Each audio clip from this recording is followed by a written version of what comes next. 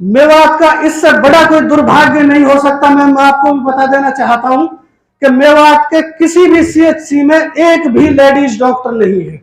इससे बड़ा दुर्भाग्य क्या होगा? कोई औरत कहां अपना इलाज कराएगी? एडवोकेट मौसिम खान जी जो हेल्थ पे बात करेंगे। किसी भी देश की तरक्की हेल्थ और एजुकेशन से होती है। एजुकेशन पे बात हो चुकी है, अब हेल्थ की ओर बढ़ते हैं। एडवोकेट मौसिम जी। आज के इस कार्यक्रम में मौजूद आप सभी को मेरा सलाम। जय भीम, जय भारत, जय संविधान। मेरा नाम मौसिम खान एडवोकेट है, मैं मेवात से हूं। मेरा टॉपिक है हेल्थ, और मैं सीधा सीधा ये कहना चाहता हूं कि सरकार का स्वास्थ्य के लिए मेवात के साथ जो भेदभाव है, उसकी वजह से ये सारे इश्यूज हमारे सामने खड़े हो रहे हैं। और मैं भेदभाव करने वाले उन लोगों से कह देना चाहता हूं चंद लाइनों में कि इश्क का नगमा जुनू के साज पर गाते हैं हम, इश्क का नगमा जुनू के साज पर गाते हैं हम, अपने गम के आंसुओं से पत्थर को भी पिघलाते हैं हम, और जाग उठते हैं तो सूली पर भी नींद आती नहीं, और जाग उठते हैं तो सूली पर भी नींद आती नहीं, वक्त पड़ जाए तो अंगारों पे भी सो जाते हैं हम, और इस जमी को हमसे बढ़कर प्यार कर सकता है कौन? और अगर मरने पे आ जाए तो मर जाते हैं हम, मरने पे आ जाए तो मर जाते हैं हम। सबसे पहले मैं बता देना चाहता हूं कि मैं मेवात का रहने वाला हूं, और मेवात की जो जनसंख्या है वो सन 2011 की जनगणना के अनुसार 11.5 लाख थी। मेवात की आबादी सन 2011 में 11.5 लाख थी, और अनुमानतः अब वो आबादी बढ़कर 13.5 लाख हो गई है। जो हेल्थ के लिए मेवात में इश्यूज है, मैं उन पर बात कर देना चाहता हूं। पूरे मेवात में हेल्थ के लिए सिर्फ हमें 2 अस्पताल दिए गए हैं। पहला है नल्हड़ मेडिकल कॉलेज जो नूह में बना हुआ है, दूसरा है अलाफिया हॉस्पिटल जो मांडीखेड़ा में बना हुआ है। मैं आता हूं नल्हड़ मेडिकल कॉलेज पर। नल्हड़ मेडिकल कॉलेज में जो समस्याएं हैं उन पर मैं बात करूंगा।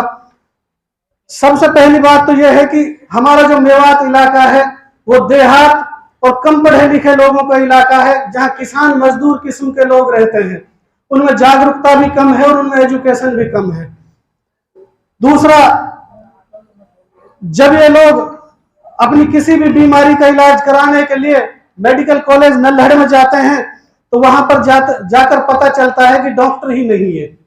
आप सोच सकते हैं कि जिस हॉस्पिटल में डॉक्टर नहीं है वहां कोई कैसे इलाज करा सकता है। नल्हड़ मेडिकल कॉलेज सरकार ने आज तक भी सिर्फ रेफर हाउस बनाया हुआ है। कोई भी एक्सीडेंट होकर जाएगा, डॉक्टर उसके एमएलआर काटेंगे और आगे के लिए रेफर कर देंगे। इस रेफर के सिलसिले में वो आदमी आगे हॉस्पिटल में जाता जाता मर जाता है रास्ते में। तीसरा, आप किसी भी इलाज के लिए मेडिकल कॉलेज नल्हड़ में जाइए, डॉक्टर कहेंगे कि ये दवाई बाहर से ले लो। अरे भैया, जब बाहर से ही लेनी है तो फिर अंदर क्यों ये हॉस्पिटल खोल रखा है? अभी अभी हमारे गृह एवं स्वास्थ्य मंत्री श्री अनिल विज का भी एक बयान आया था कि जो डॉक्टर बाहर के लिए दवाइयां लिखेंगे उन पर हम सख्त कानूनी कार्रवाई करेंगे। मैं कहना चाहता हूं अपने गृह मंत्री जी से कि भैया नूह में आ जाइए, आपकी सख्त जरूरत है हमें। एक बात और मैं आपको बता देना चाहता हूं, नवजात शिशु जो पैदा होते हैं, आप भारत में कहीं भी चले जाइए, आप सर्वे कर लीजिए, नवजात शिशु मृत्यु दर मेवात से ज्यादा भारत के किसी इलाके में नहीं है। यह हमारा स्वास्थ्य का हाल है। दूसरा, मैं आता हूं मांडीखेड़ा हॉस्पिटल पर। मांडीखेड़ा हॉस्पिटल हमारा सिर्फ एमएलआर और पीएमआर काटने का एक रास्ता बना हुआ है। बस कोई भी एक्सीडेंट होकर जाएंगे, एमएलआर काट देंगे, मर गया तो पीएमआर काट देंगे, जाओ भाई यहां से। इसके अलावा ना वहां कोई डॉक्टर है, ना कोई दवाई है, ना कोई इलाज है, ना कुछ है। मैं आता हूं सीएचसीओ पर। जितनी भी सीएचसी मेवात के अंदर बनी हुई है,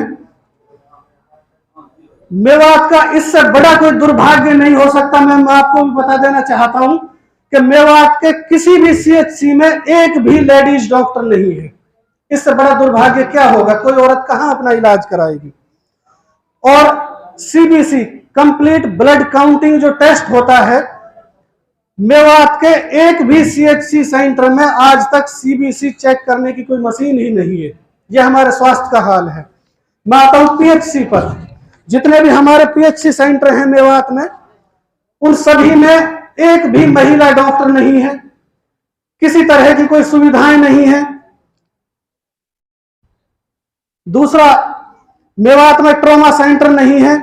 और एक बात मैं और बता देना चाहता हूं, डॉक्टर साहब ने भी बताया था अभी कि नुहू से राजस्थान बॉर्डर तक एक रोड जाता है NH 248A, जिसे मेवात के लोग खूनी रोड के नाम से जानते हैं।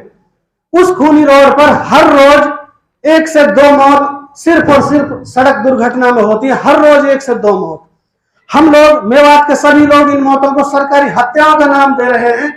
और सरकार की एक अजीब दादागिरी तो ये देखो कि भैया ना तो उस रोड को हमारे लिए 4 लाइन कर रहे हैं, और अगर कोई एक्सीडेंट हो जाए, इमरजेंसी में हॉस्पिटल में पहुंच जाए, तो वहां हमारे इलाज के लिए डॉक्टर नहीं है, हमें सिर्फ और सिर्फ मरने के लिए छोड़ दिया गया है। मैं अब आता हूं SLIC से हम क्या चाहते हैं। मैं है नहीं यहां, निकल गई शायद।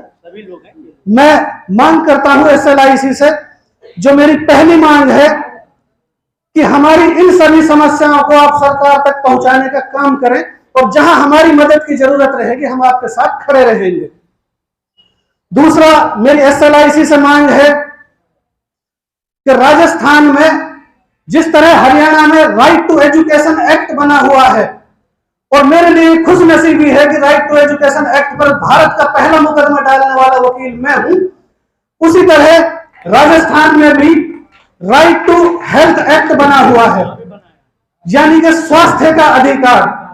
मैं SLIC के माध्यम से आप सभी ये मांग करता हूं कि हरियाणा में भी राइट टू हेल्थ एक्ट बनाया जाए, SLIC इस पर काम करे। मेरी ये दूसरी मांग है। मेरी तीसरी मांग है कि SLIC मेवात के हर ब्लॉक, हर तहसील में अपने मुफ्त एडवोकेट मुहैया हमें कराएं, ताकि हमारे मेवात की माताएं, बहनें या कोई भी परेशान हाल आदमी आपके माध्यम से अपनी समस्याओं को निपटा सके। शुक्रिया।